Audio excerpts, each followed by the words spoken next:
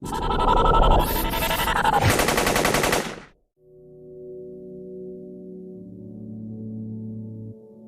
à l'occasion du festival du jeu vidéo où plusieurs démos de Heavy Rain donnaient à jouer différents personnages que nous avons pu rencontrer David Cage.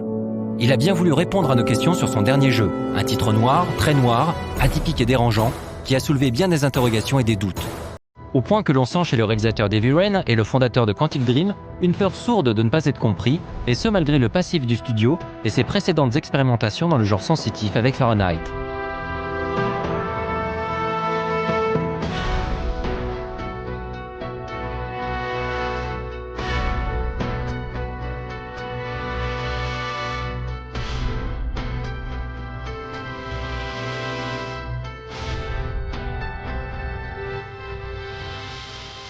La première chose que je dirais, c'est qu'Heavy Rain se joue.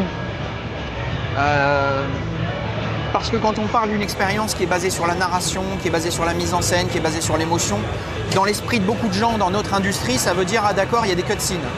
Donc je vais regarder des jolies images pendant des heures et puis de temps en temps, on me proposera d'appuyer sur un bouton. C'est évidemment pas de ça qu'il s'agit. Si je voulais faire ça, je ferais du cinéma, je ferais pas du jeu vidéo. Moi, ce qui m'intéresse, c'est comment, à travers l'interactivité, comment à travers vraiment l'interaction avec le joueur, comment est-ce qu'on peut raconter une histoire. Pas lui raconter de manière passive, mais que ça soit lui qui la raconte, que ça soit lui qui l'écrive, que ça soit lui l'acteur, le réalisateur, vraiment le scénariste de l'histoire. Moi, c'est vraiment ça qui m'excite dans cette expérience-là. Donc pour ça, c'est vrai qu'on a dû casser un certain nombre de conventions traditionnelles du jeu vidéo, mais notre analyse depuis toujours, ça a été de dire le jeu vidéo repose sur les mêmes bases depuis 20 ans. On joue au même jeu depuis 20 ans, qui suivent les mêmes règles, et peut-être qu'il est temps de changer de paradigme et d'essayer de changer ces choses-là, d'en essayer de nouvelles, et de voir comment on peut faire les choses autrement. Donc on est parti sur Heavy Rain sur un système de contrôle totalement différent, pour des raisons qui nous sont apparues évidentes, comment créer une expérience dans laquelle il y a une vraie mise en scène et pas une caméra collée dans le dos du personnage, mais dans laquelle la caméra est libre, dans laquelle ça n'entrave pas les déplacements du personnage. Donc on a essayé d'apporter de nouvelles réponses. Comment ne pas avoir juste 4 boutons et chaque bouton déclenche une action et voilà, je dois raconter une histoire avec 4 actions, ce que font la plupart des jeux vidéo et c'est impossible à faire. Nous on a essayé encore une fois de s'affranchir de l'interface en créant une interface qui est complètement contextuelle et qui permet vraiment de faire énormément de choses. Mais plus que tout, on a essayé vraiment de mettre l'interaction au cœur de la narration. C'est de ne pas avoir une super histoire et après de se demander comment est-ce qu'on pourrait la jouer, mais vraiment de penser la narration et l'interaction ensemble, au même moment, comme un tout. Heavy Rain est clairement un projet ambitieux.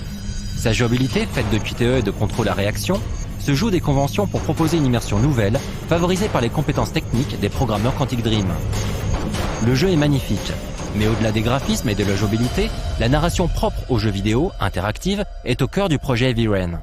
Un titre résolument adulte. L'écriture d'un jeu comme Heavy Rain, c'est quelque chose qui est assez atypique. On est vraiment à mi-chemin entre le cinéma et la série. On est proche du cinéma parce que c'est une seule histoire et c'est vraiment avec un début, un milieu, une fin et voilà.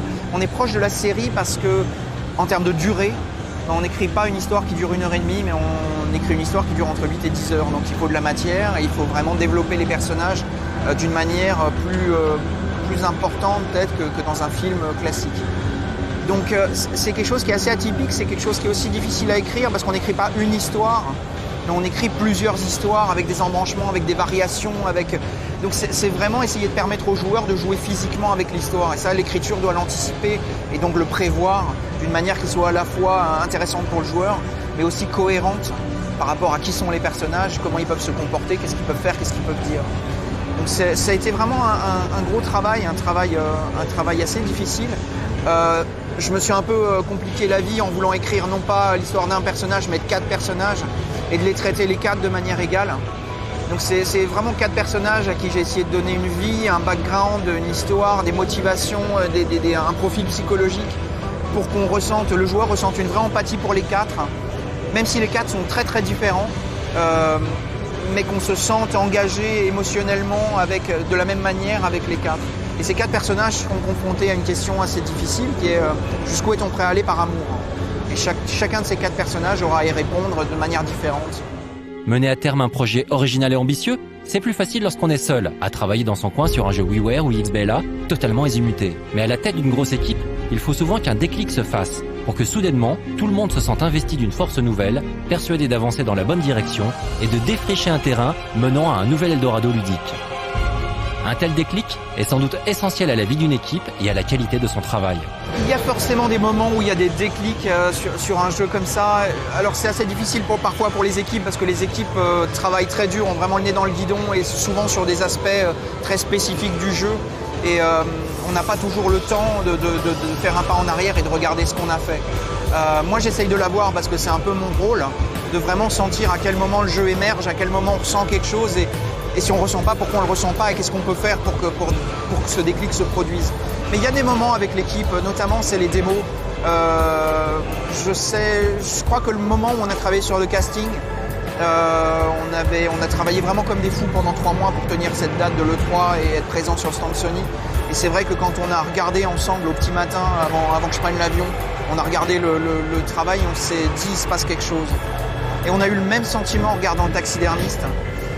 Mais c'est assez difficile à expliquer parce que franchement les démos les jeux ne ressemblent à rien pendant très longtemps.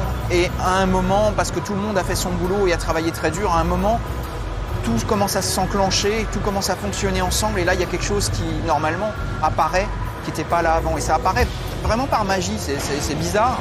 C'est parfois 2 heures avant, il n'y avait rien. Et ça y est, on a fini les derniers trucs. Et ça y est, maintenant, ça marche et c'est là.